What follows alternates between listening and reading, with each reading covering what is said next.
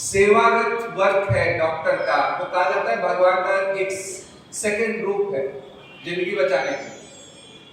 तो आपको कितने परसेंट डॉक्टर लगता है कि इस तरह से वर्क कर रहे हैं, जिंदगी बचाने वाले भगवान के रूप में और गरीबों के लिए न्याय कराने वाले? मेरे को तो लगता है 2% भी नहीं हो, 0%।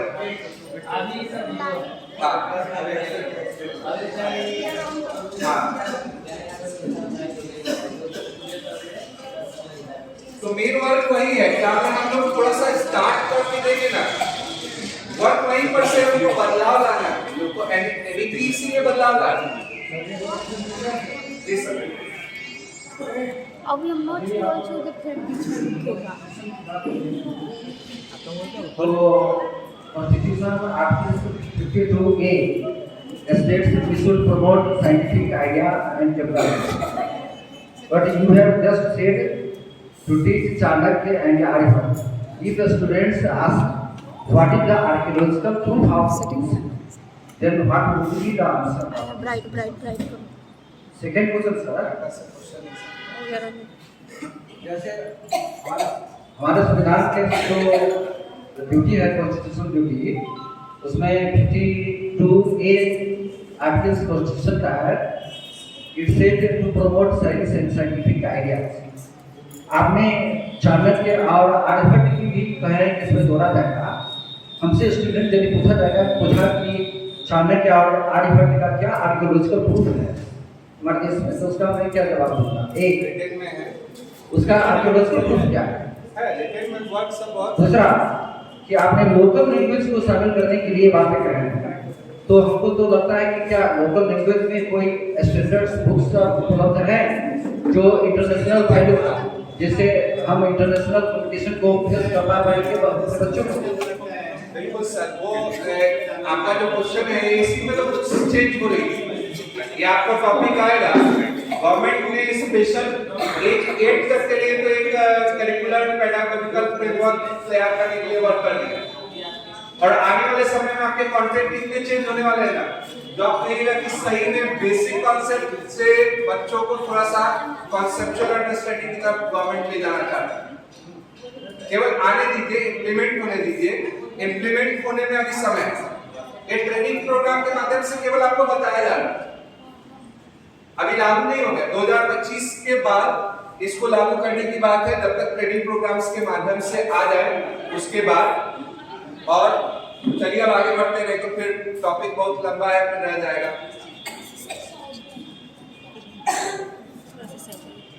तो एजुकेशन पॉलिसी क्या होता है? Education policy refers to the collection of law and rules that govern operation educational system. तो रूल्स रेगुलेशन ही एजुकेशन पॉलिसीज में दिए जाते हैं। इंस्टीट्यूट को क्या करना है, स्कूल्स कैसे वर्क करेंगे, कौन से रूल्स रेगुलेशन के थ्रू एजुकेशन में क्लासेस चलेगी, उस पर वर्क करना है। फिर नेक्स्ट है, why is it important to study education policies? Policies are important because they help school colleges to establish rules and procedure and create a standard of quality of learning and safety as well as expectation and accountability. Without education policy, educational institute would lack the structure and unable to meet the need of the students. तो आपको मालूम है कि आने वाले समय में हम लोग बहुत शिक्षा में बदलाव ऑलरेडी ला चुके हैं। पहले क्या होती थी? Oral teaching. अब ओरल टीचिंग है नहीं। फिर आया ब्लैक बोर्ड का जमाना, फिर आया व्हाइट बोर्ड का जमाना, अब आया स्मार्ट बोर्ड का जमाना। Smart classes, smart board. क्यों चेंज हुआ? समय के साथ बदलना पड़ा। Evaluation is need. हाँ, तो एजुकेशन में जो भी गवर्नमेंट आपको राह दिखाएगी वो स्कूल कॉलेजेस को फॉलो करना पड़ेगा। अगर नहीं करेंगे तो वहीं पर लैकनेस आएगा। कोई स्कूल क्यों चाह रहा है कि हम इतना खर्चा करें स्मार्ट क्लासेस, स्मार्ट बोर्ड पर? गवर्नमेंट प्रेशराइज करती है तो चेंज आता है। बच्चों को उस लेवल का देने के लिए वो चेंज लाने की कोशिश की जाती है, ताकि आप क्या कर सके, जो स्ट्रक्चर चाह रही, जो स्टैंडर्ड गवर्नमेंट चाह रही है उस पर खड़े उतर पाए। इसके लिए एजुकेशन पॉलिसी को पढ़ना भी बहुत इंपॉर्टेंट हो जाता है।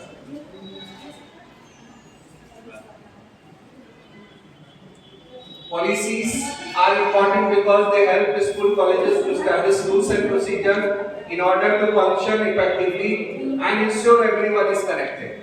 School colleges create a standard of quality for learning and safety as well as expectation and accountability.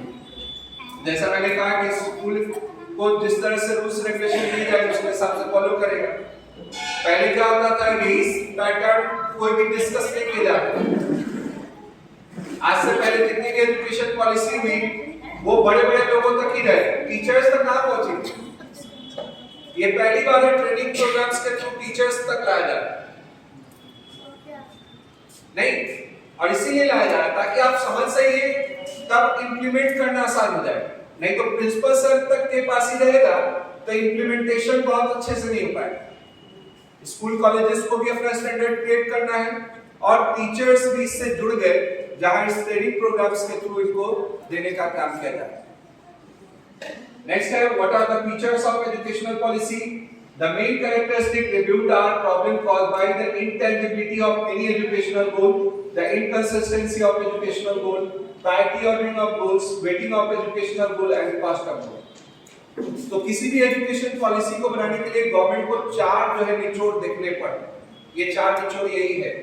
पहला इनकंसिस्टेंसी ऑफ एजुकेशनल, मतलब बार-बार इंटरप्ट होना जो बच्चों में अभी भी है। इसके लिए गवर्नमेंट ने वर्क बहुत सारा किया है इस एनईपी में, जिसमें हम लोग जानेंगे multiple entry multiple exit system higher education में गवर्नमेंट रखी है। कितने बच्चे जुड़ पाते हैं, कैसे जुड़ पा रहे हैं, क्या कॉस्ट लग रहा है, किस तरह के फीचर्स बनाए जाने चाहिए, इस सारे चीजों को ध्यान रख के एजुकेशन पॉलिसी बनाई। और आपको मैं बता दूं कि एनईपी को बनाने के लिए कोई एक सिंगल जनरल पर्सन इस पे वर्क नहीं किया है, सभी लोग कहीं ना कहीं मान्यता प्राप्त लोग हैं। और इसमें मेन रोल किसका है? तो डॉक्टर के कस्तूरी रंगन जी जो चेयरपर्सन है। जनरली हमारे पास 17 मेंबर्स की कमेटी है जो एनईपी पे वर्क की। और इस इवन आप लोग से भी आइडिया मांगा गया था एनईपी पे आप लोग क्या सुझाव देते हैं। जो लोग सुझाव दिए उनको ट्विटर के माध्यम से उस पर वर्क भी किया गया। और ये भी नहीं बोला जाता है कि ये यहीं तक है, इसको सब लोग अडॉप्ट कर ही ले और यहाँ इसके बाद आप इसमें चेंज नहीं पाएंगे, ऐसा नहीं। गवर्नमेंट समय के अनुसार चेंज कर रही है। और कारण क्या है? जब लगता है कि नहीं ये पॉलिसी में ये चीज खराब रह गई, लोगों ने आइडिया दिया, उसके बाद जस्ट चेंज। क्योंकि आप कभी भी कोई भी चीज परफेक्ट नहीं तैयार कर सकते। आप ये कहिएगा कि हम परफेक्ट है, कैसा है? कभी परफेक्ट कोई हो ही नहीं सकता। तो इसीलिए ये बहुत इंपॉर्टेंट है कि उसको समझ लेना, क्योंकि एजुकेशन पॉलिसी जो बना है उसको हम लोग को इंप्लीमेंट भी करना पड़ेगा।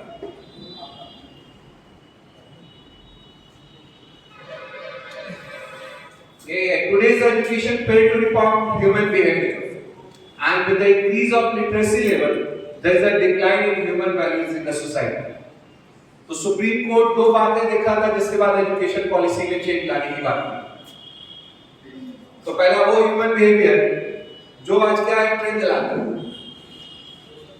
क्यों जला रहा है, किस लिए जला रहा है, नहीं मालूम। ये ह्यूमन बिहेवियर है। और इस ह्यूमन बिहेवियर को चेंज किससे किया जा सकता है? एजुकेशन से, इसके अलावा कोई तरीका नहीं। अब वो ह्यूमन वैल्यूज तैयार हो चुके हैं जहां जो माँ बाप आपको जिंदगी भर खिलाते हैं उसी माँ बाप को वृद्धाश्रम में छोड़ने के लिए तैयार है। वो ह्यूमन वैल्यूज हम लोग के तैयार है। वो ह्यूमन वैल्यूज तैयार हो चुके हैं जहां पिता जो है अपने बेटे के लिए टाइम नहीं देता है और ना बेटा पिता के लिए टाइम देता है। सब लोग अपनी लाइफ में बिजी। एक पार्टी चल रही होती है, सब लोग अपना मोबाइल में लगे रहते हैं। पार्टी चल रही है, चले रहते। जैसे यहाँ पे ट्रेनिंग चल रही है, कितने लोग मोबाइल में लगे हुए हैं। तो ये ह्यूमन वैल्यूज तैयार हो रहा है, हम लोग का गलत ह्यूमन वैल्यूज तैयार हो रहा है, जिस पे वर्क करना बहुत इंपॉर्टेंट है। ह्यूमन वैल्यूज क्या होता है, इंसान क्या है? क्योंकि कहा जा रहा है कि इंसान तो बहुत होते चले गए, इंसानियत खत्म हो गई। एक ऐसा समाज तैयार हो गया जिसको पेपर के माध्यम से देखते होंगे कि कितने सारे जो न्यूज होते हैं वो इंसानियत को संसार करने वाले हैं। हर लोग ऐसे हो चुके हैं। वो ह्यूमन वैल्यूज आपको बुक्स में रहती थी कि किस तरह से कहानी से समझाया जाता था। वृद्धाश्रम के लिए एक बड़ी अच्छी कहानी थी कि बेटा जो है अपने पिता को निकाल रहा होता है, तो जो उनका पोता होता है वो आता है और कंबल को छीन के 2 आधा कर देता है और कहता है कि हाफ मैं आपके लिए रखता हूं जब आपके लिए निकालना होगा।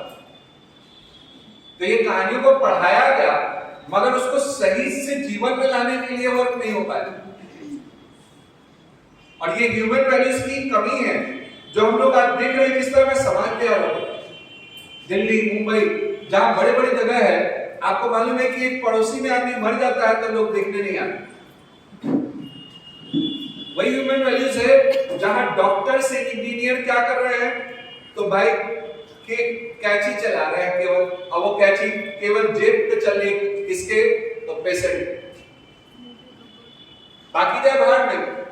उसके लिए बहुत सारी फिल्मों में दिखाया गया कि क्या इसकी स्थिति है। सबसे ज्यादा करप्शन है आपके इन सब चीजों में। मन कोई वर्क हो रहा है, कोई नहीं। और ये ह्यूमन वैल्यूज को सुधारने के लिए ही सुप्रीम कोर्ट का दिशा निर्देश था कि कहीं ना कहीं आप एजुकेशन पॉलिसी में चेंज लाइए। अब वो एजुकेशन पॉलिसी ऐसी होनी चाहिए ताकि बदलाव आए, लोगों के दिमाग में कहीं ना कहीं ऐसा बदलाव आए, वो सोचे कि आखिर रियलिटी में क्या करना चाहिए, क्यों करना चाहिए। नहीं, वही बात आ गई, इंसान बहुत है, इंसानियत की कमी होगी जो हम लोग को इसमें चेंज करना है। और इसीलिए ट्रांसफॉर्मेशन हुआ है एजुकेशन सिस्टम में। कब? The Union Cabinet passed that NEP on 29th of July 2020 approved the new educational policy which aim at universalization of education from preschool to the secondary. तो गवर्नमेंट का मेन सपना पहले यही है कि पहले अच्छा इंसान तैयार कीजिए, तब एजुकेशन की बात करें, और वो भी प्री स्कूल से सेकेंडरी लेवल तक सब पे वर्क करना। तो आप कभी सोच के देखें कि आज बड़े बच्चों को 9th और 10th के बच्चों को हम मोरल टीचिंग देने जाएंगे तो क्या वो सब करेंगे? क्यों नहीं करेंगे? कारण बताइए। बस यूज्ड टू हो गए।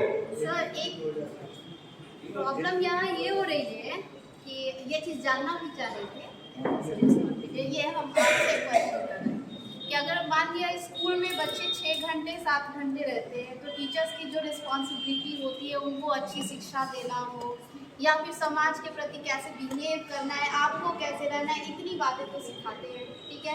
साथ ही साथ सिलेबस भी कवर करना होता है, वो भी करते हैं। पेरेंट्स के लिए कोई ट्रेनिंग वगैरह नहीं निकलती है क्या?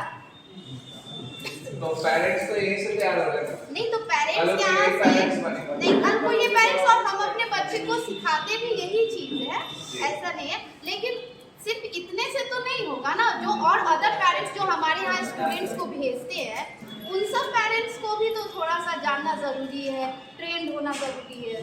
बिल्कुल, मगर मैं आपको यही कह रहा हूँ कि ये जो छोटे बच्चे आप पढ़ा रहे हैं, कल उनके ये पेरेंट्स बने, आखिर कहीं से न कहीं पेरेंट्स बढ़ गए हैं सर। तो वो चीज और उनका कहना है, पेरेंट्स का कहना है कि हमने पैसा दिया आपको, अब बच्चे को हमने 6 घंटे 7 घंटा आपके लिए छोड़ दिया, अब आप हम ही पे छोड़ दीजिए, तो हम आपको पैसे क्यों दें? नहीं, तो यही प्रॉब्लम है ना, आप पैसा दे दिए तो ये रिस्पॉन्सिबिलिटी यही तक तो नहीं खत्म। आपका बच्चा स्कूल आ रहा है, आपके बैग में बच्चे क्या डाल रहे हैं, ये क्या पेरेंट्स की रिस्पॉन्सिबिलिटी नहीं है चेक करना कि हाँ वो बच्चे क्या लेके जा रहे हैं? पर डे जो होमवर्क जाता है, क्या ये पेरेंट्स की रिस्पॉन्सिबिलिटी नहीं होती कि एटलीस्ट उसकी डायरी को कम से कम देख सके, वो क्या पढ़ के आया है क्या नहीं? तो इतनी सारी रिस्पॉन्स जो बच्चे के लिए वो पैसे कमा रहे हैं, जिस बच्चे को बनाने के लिए, क्या उनका फर्ज नहीं बनता है कि उस पेरेंट्स को भी करें? मैं नहीं मानूंगा मैम, क्योंकि जहाँ बड़े स्कूल होते हैं वहाँ हर हफ्ते पीटीएम इसीलिए कराएगा। तो पीटीएम में सर, पीटीएम में भी ना जो पेरेंट्स है ना 50% से भी कम तो आप ऐसे बच्चों का क्लास रोकिए ना, अपने आएंगे अगले दिन से। हाँ, ये चीज है, वही इसके लिए कॉन्सेप्ट आप ये जो बात बोली ना, इस पे एक चुटकुला याद आया, बैठिए मैं आपको सुनाता हूँ। एक बड़ा अच्छा चुटकुला है इसी पर। आप तो कह रहे हैं पेरेंट नहीं आते, इसी पर एक चुटकुला है कि एक दिन एक टीचर बोलती है बच्चों से कि बताओ बच्चों ताजमहल कहाँ पर? तो बच्चे बोलते हैं सर मैम ताजमहल जो आगरा में। तो मैम बोलती नहीं, गाजियाबाद में। अब बच्चा ज्यादा कंफ्यूज, घर में जाके बोल दिया पेरेंट्स को कि मैम कैसे से पढ़ा रही, ताजमहल जो है गाजियाबाद में। पेरेंट्स पहुंच गए सारे प्रिंसिपल ऑफिस में कंप्लेंट करने, क्या कि मैम क्या गलत पढ़ा रही है, कर रही है ताजमहल जो है गाजियाबाद में। तो प्रिंसिपल वही बोले, पहले तो आप लोग सब फीस जमा करिए, और दूसरा आप कितने दिन से बुलाए करने आ रहे थे, और अब जब तक आप फीस जमा नहीं कीजिएगा तब तक ताजमहल जो है गाजियाबाद में। हाँ, पर ये सब इम्प्लीमेंट नहीं कीजिएगा। मगर जहाँ इतने एडवांस स्कूल है ना, वो ऑलरेडी इस पे बहुत टाइट है, बिना पीटीएम के उनको क्लास सेटेंड नहीं किया जाने देता है अगले बार से। जो बड़े स्कूल है इसमें वर्क करते हैं। आप जब तक गार्जियन पे टाइट नहीं रहिएगा तब तक तो गार्जियन बहुत आप ही पर चढ़े रहे। इसीलिए बड़े स्कूल सबसे पहले पेरेंट को ही टाइट रखते हैं। आप पीटीएम नहीं अटेंड किए, आपका बच्चा क्लास नहीं करेगा अगले दिन से। बच्चा लेके आएगा तो ऐसा होगा। हम लोग के स्कूल में भी कभी कभी ऐसा हो जाता है। एक बच्चा तो पूरा झूठ बोल के ही रखा हुआ था कि मेरे फादर बहुत बाहर रहते हैं, वो आप यहाँ रहते ही नहीं, अब फोन नंबर भी नहीं देता, फोन नंबर तभी उठाइए तो उसी का निकलता, पापा के पास नंबर नहीं। और अचानक उसके यहाँ मैसेज पहुंच गया कि बच्चा स्कूल नहीं पहुंचा, पेरेंट फट से आ गया स्कूल, मालूम चला कि भाई पूरा कहानी बच्चा पहुंच गया। हाँ, वो दिन पहुंच गए तो प्रिंसिपल सर भी परेशान कि भाई इतने दिन से आप बाहर थे, कैसे आ गए अचानक। तो पेरेंट है ऑलरेडी, मगर जहाँ बड़े स्कूल है वहां वो इस सब चीजों पे बहुत टाइट है। आप पीटीएम अटेंड नहीं कीजिएगा, आपका बच्चा क्लास नहीं करेगा अगले दिन से।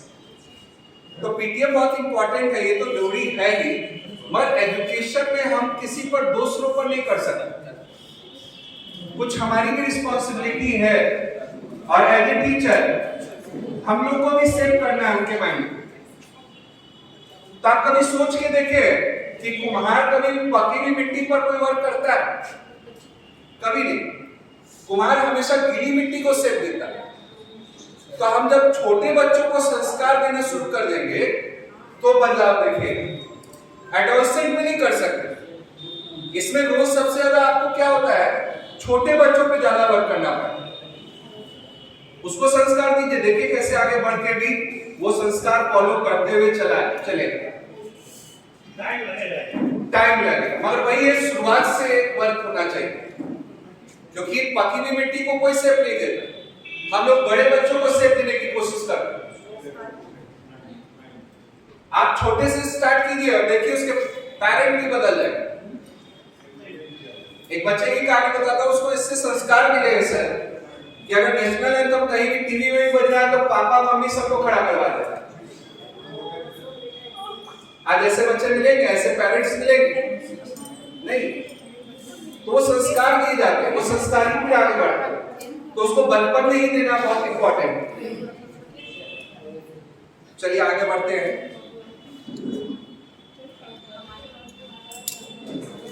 सर ब्रेक 12 बजे रखें, 15 मिनट तक। तो ये है difficulties in structuring the world class education system in India।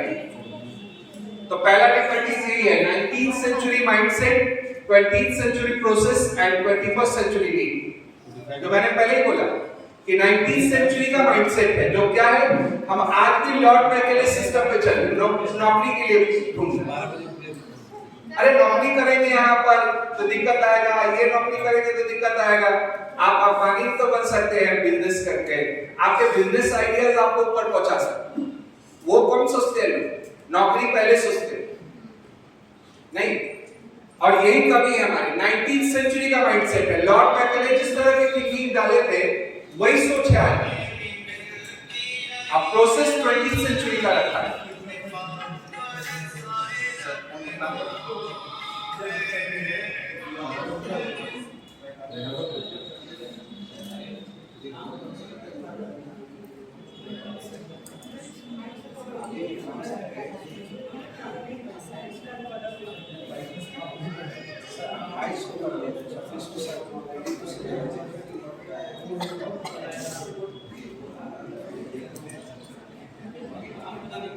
Sir को मैसेज किए थे, कोई दिक्कत नहीं होगा, आप भी बात कर लीजिए।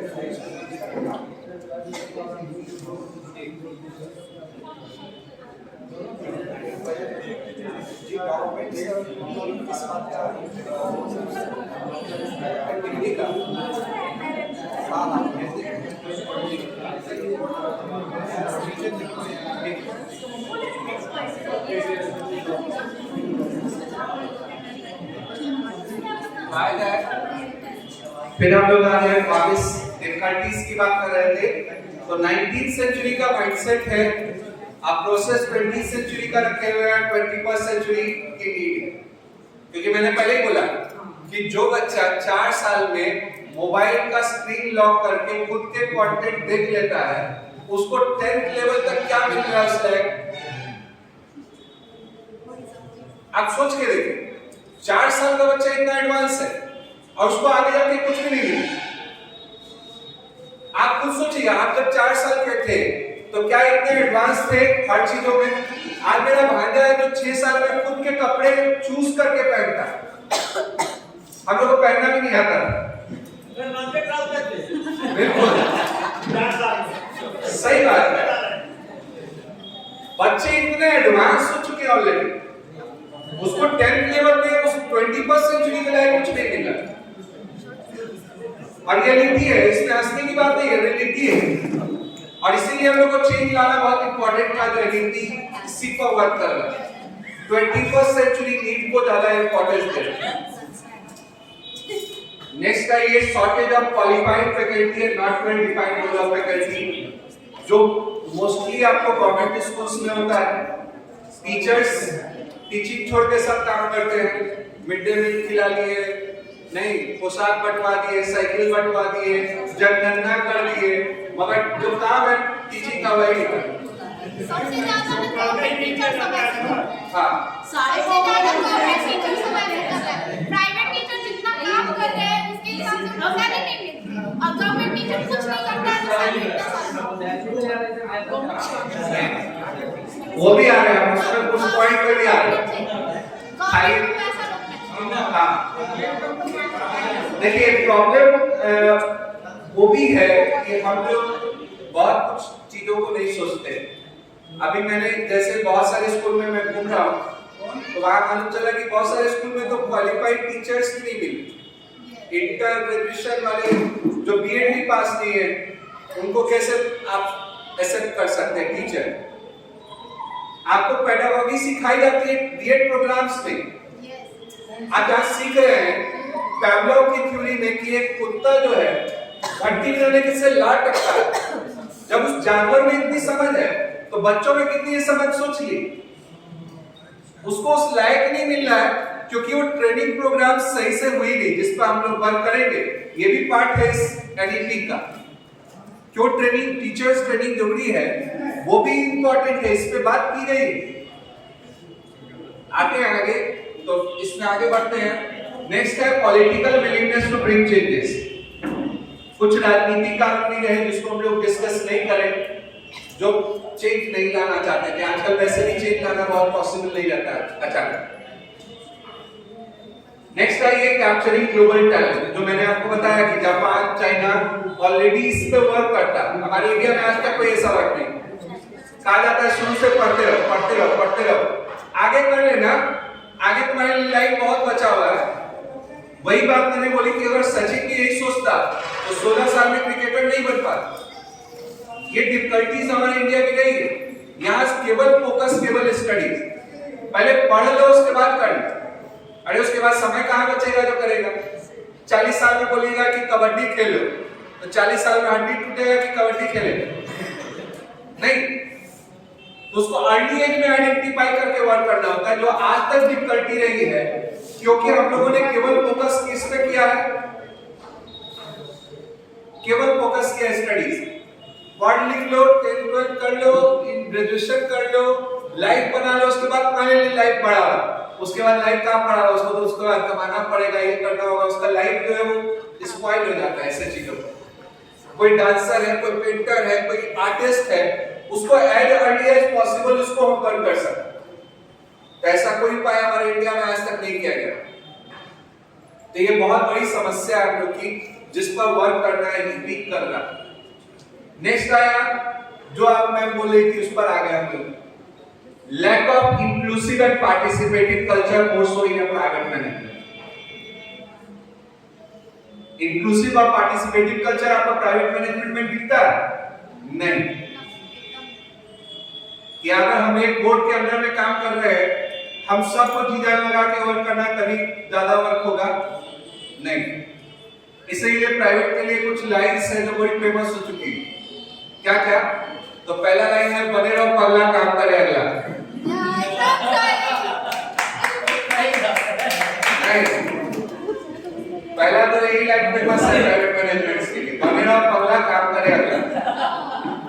और जिसने ली टेंशन, कुछ नहीं आता है, जिसने ली टेंशन उसके बीवी बच्चों को पेंशन नहीं। और तीसरा जो है लाइन इसकी में है, घी तेल मक्खन लगाओ अपने को आगे पाओ।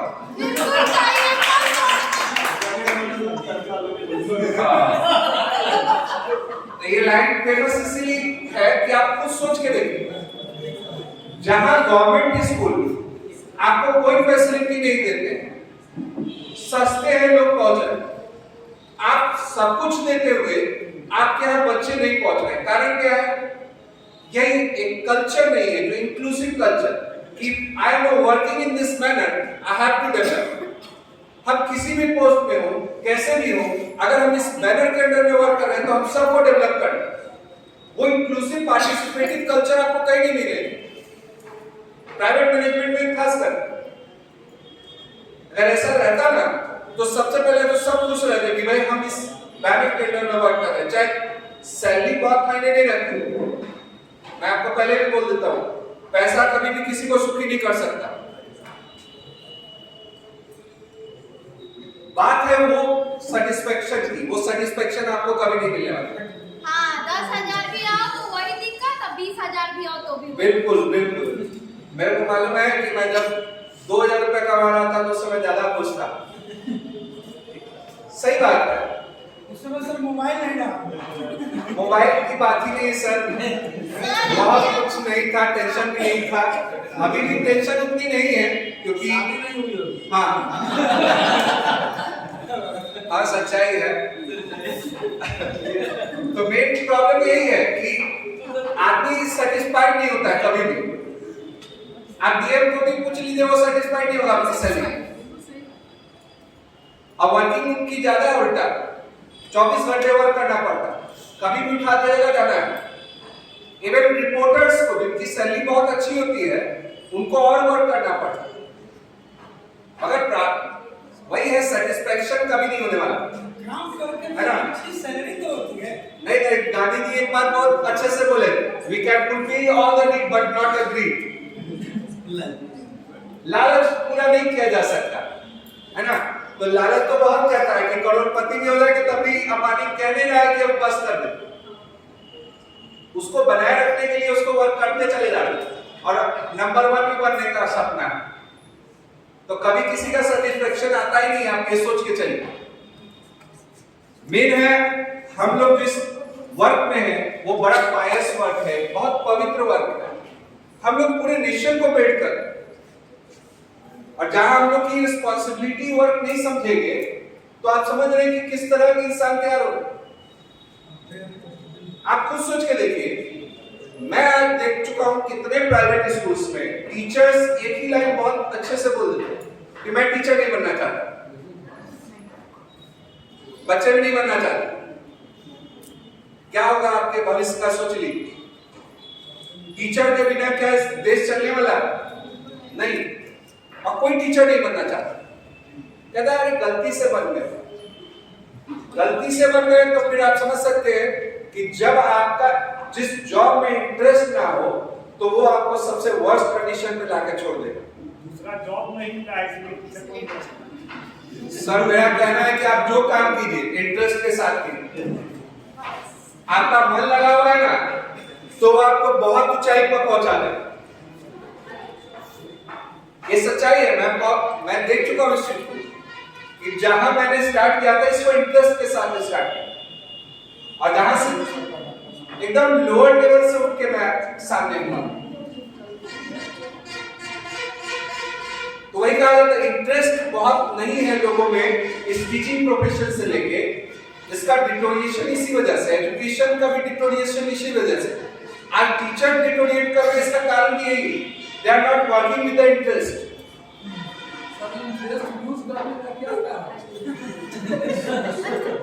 बोले तो सर वो रावण वाला लालच है तो कभी खत्म नहीं होने वाला। लालच नहीं है, लेकिन एक मेरा कहना है कि टीचर का बेसिक जो रिक्वायरमेंट वो बिल्कुल फुलफिल होगा, इसके बाद ही ना वो अपना इंटरेस्ट क्रिएट करेगा। फुलफिल होगा, कहाँ से इंटरेस्ट आएगा उसको? आप सैलरी पर नहीं आता सर, प्रिंसिपल सर समझेंगे इस पर। अब आपकी बात बहुत रही ट्रेनिंग प्रोग्राम्स के माध्यम से। सर फिर तो ये प्रोफेशन वाला बात ही आ गया ना, सैलरी की बात जहाँ आ गई प्रोफेशन वाली बात आ गई। हाँ। आप यहाँ पे बता रहे हैं समाज को डेवलप कैसे करना है, तो उससे तो फिर आप लीक हट गए सर, आपको बेस्ट बनना है।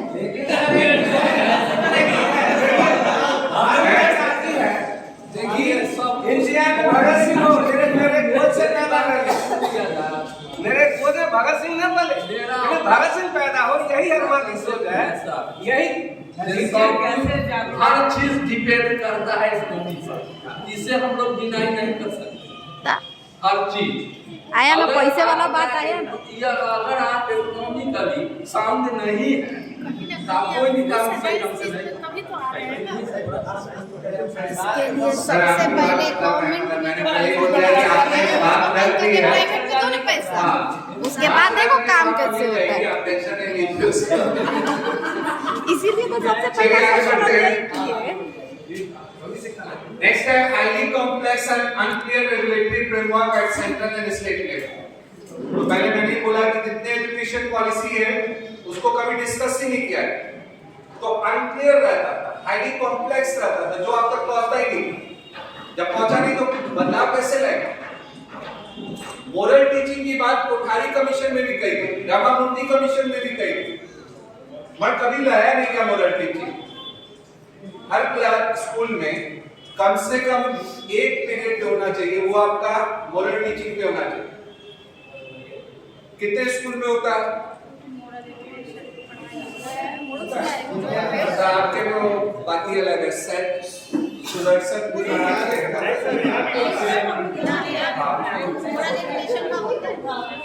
होता होगा, सही बात है। और दुनिया में सर बहुत जरूरी है, वही तो सेट करेंगे, बहुत जरूरी है। हाँ, और कहानियों के माध्यम से तो बहुत कुछ हम लोग सेव करना ही चाहते हैं।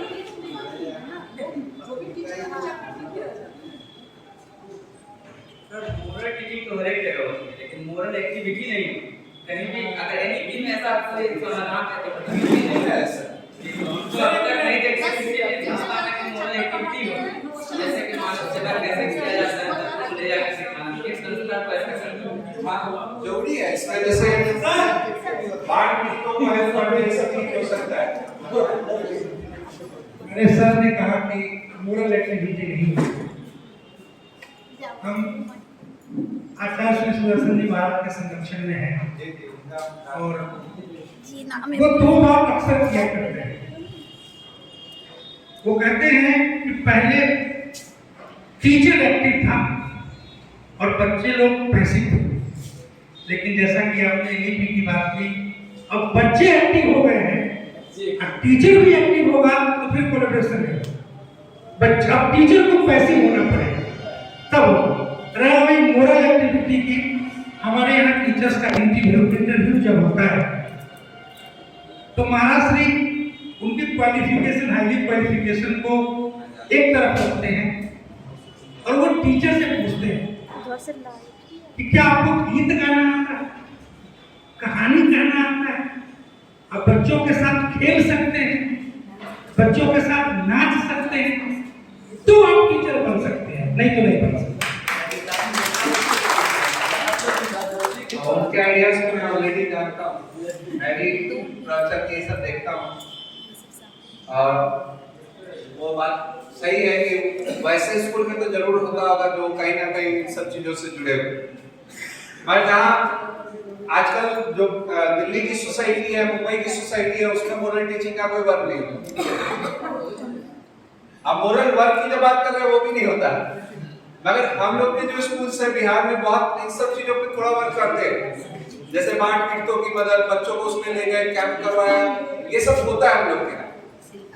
और जहाँ दिल्ली मुंबई की जगह चले जाएंगे वहां पर नहीं होगा, इसीलिए चेंज लाना तो है ही। नेक्स्ट है government regulation not of profit tax opposition to PPP public private partnership model. तो आपको मैंने पहले ही बताया कि गवर्नमेंट स्कूल्स क्या करते हैं, ज्यादा पैसे नहीं लेते हैं, इसीलिए कुछ देते भी नहीं फैसिलिटी। प्राइवेट फैसिलिटी देती है तो पैसे भी लेती है, मगर कितने लोग प्राइवेट पढ़ पाते हैं तो बहुत कम लोग, क्योंकि आज के समय में लोगों को सरवाइव करना बहुत मुश्किल हो रहा है। हर लोगों को, ये नहीं कि केवल टीचर्स के लिए, ये हर लोगों के लिए। और इसमें आपको एक मैं सर्वे बता देता हूँ, सर को केस सुनते बड़ा अच्छा भी लगेगा, खराब भी लगेगा, कि इंडिया के 90% लोग सेंट्रल गवर्नमेंट के चपरासी से भी कम कमाते हैं। ये अजीत प्रेम जी का सर्वे, 90% सेंट्रल गवर्नमेंट की चपरासी से भी कम कमाते हैं। केवल उसमें आप नहीं है, कई सारे लोग। आज तो सर जो सरकारी स्कूल का जो चपरासी है उसका पेमेंट एक मास्टर से ज्यादा है। बिल्कुल। तो आप समझ सकते हैं कि ये प्रॉब्लम है ऑलरेडी। आप इकोनॉमिकली सबको एक जैसा कर भी नहीं सकते। आप में टैलेंट है, आपको पढ़ाने के लिए बहुत लोग आ जाएंगे। आप में टैलेंट नहीं है तो आप वहीं पड़े रह जाएंगे। वही बात है, उसको ज्यादा डिस्कस में नहीं करते हैं और आप लोगों के लिए 15 मिनट का ब्रेक रखते हैं ताकि आप लोग रिफ्रेश होकर फिर से आए। चलिए, धन्यवाद सभी को, और आप 15 मिनट का ब्रेक ले लिया।